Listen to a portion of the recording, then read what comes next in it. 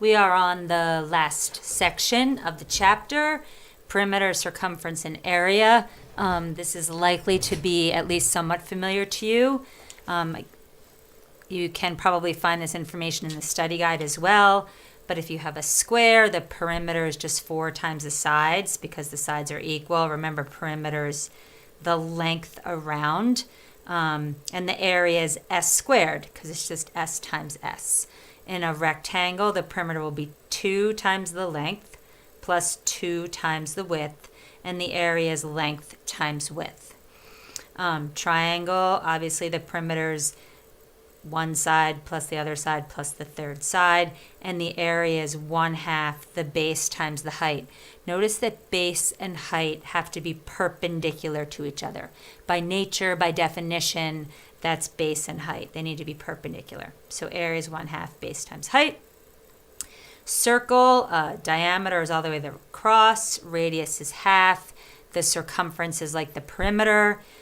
People either remember it as pi d or 2 pi r, and area is pi r squared.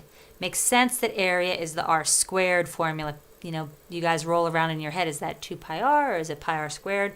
Well, squared is area because it's one dimension times another. In terms of the practice, that's relatively straightforward. You're expected to do numbers 1 through 27 odd, and I want you to do number 12 as well. So you'll be doing 12 and 13. So these are straightforward. Just make sure that you draw the diagrams and write the formulas and then fill it in.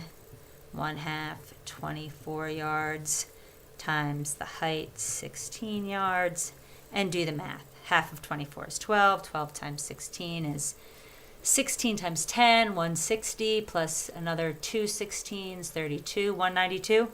Try to do some mental math if you can. If I have a circle, they give me the diameter. What I'm really interested in is the radius, so I might add that to my diagram. Number 10, they don't give you a picture, so you should draw one. I mean, they do say sketch it.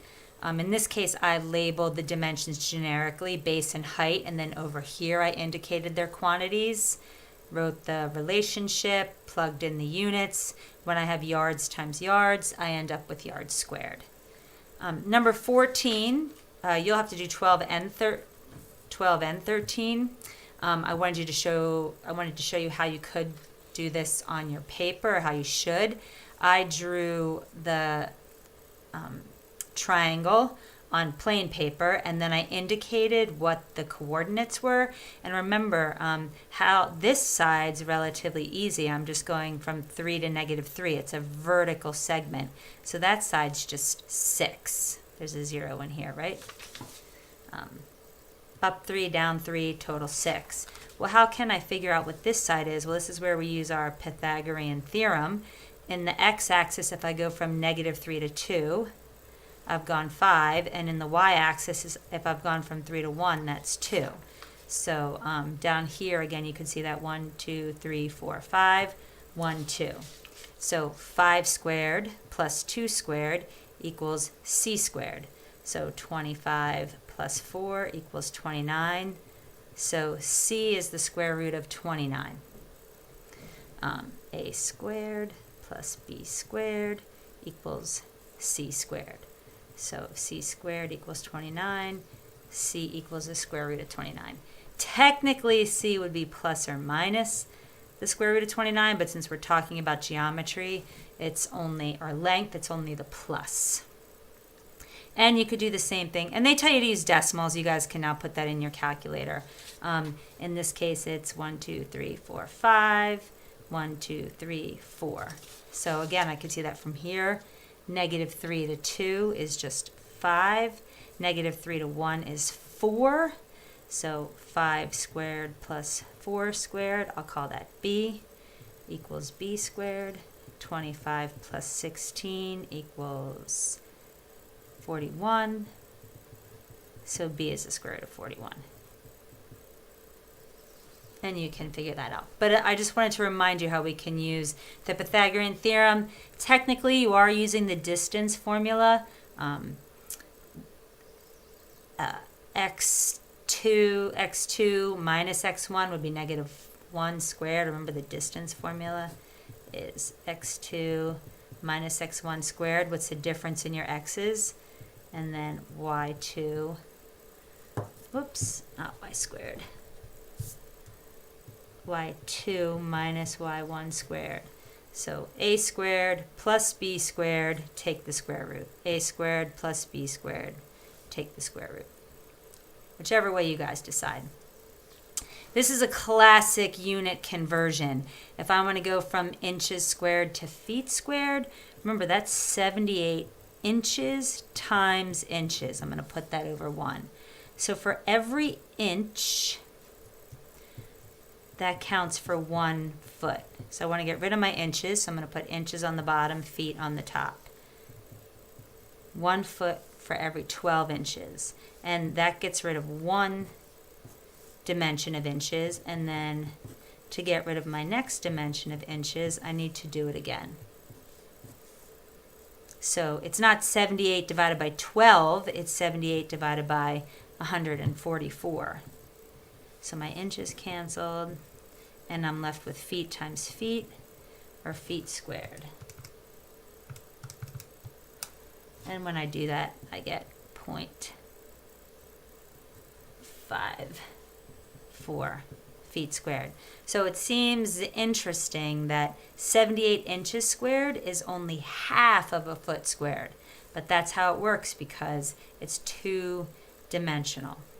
And if you think about a foot squared, 1 foot by 1 foot, and there's 12 that way, there's 12 this way, so altogether there's 144 inches squared in 1 foot squared. So 78 is going to give me less than a foot squared. That's how that works. So work on those unit conversions. You see those a lot. That's a place where people kind of get tripped up. And then what do you have to finish up with? Oh, some more. In this case, they're giving you an area and asking you to find the missing dimension. So again, write down everything you know, and then you know the relationship is length times width. Sometimes people call it base times height. Either way, it's the same thing. I was going to say there must be a right angle in there to recognize that these are perpendicular. And you might decide to use your skills to isolate the variable. So if you divide both sides by L, width is area divided by length. So it's going to be 432 meters squared divided by 24 meters. And one of those meters cancels one of those meters.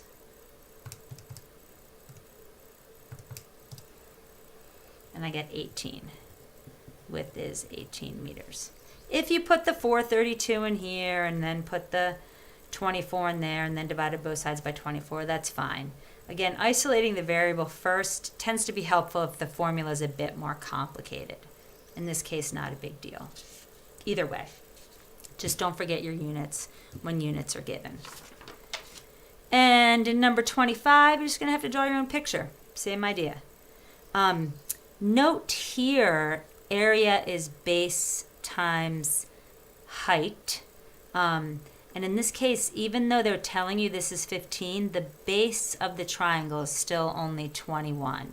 It's just that the height of this triangle, they just draw this extra to show you how tall this triangle is. But you don't need that 15. Height is there. They're just showing you this external height.